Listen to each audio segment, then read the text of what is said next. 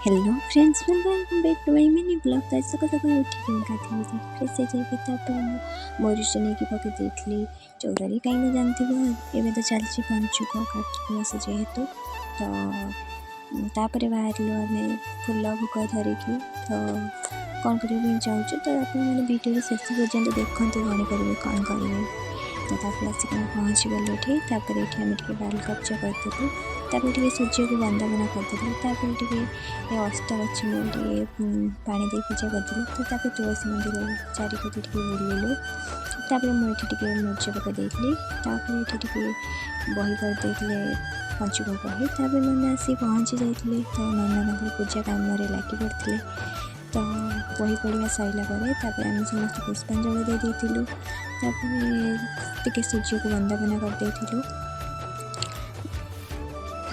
तापर मंदिर चारिपटे बुलिकी पूजा कार्यक्रम शेष करदेलु मुझे शोई पड़ती शोई उठिकी जेहेतु आम हाबिष करुचु तो से अन्न भोग टे खाई टे संध्या बेले सूर्य को वंदना करदेकी ये बही पढ़िया कार्यक्रम चलता कीर्तन करदे वीडियो को एंड करदेलु। देखा नेक्स्ट प्रोग्राम। बाय।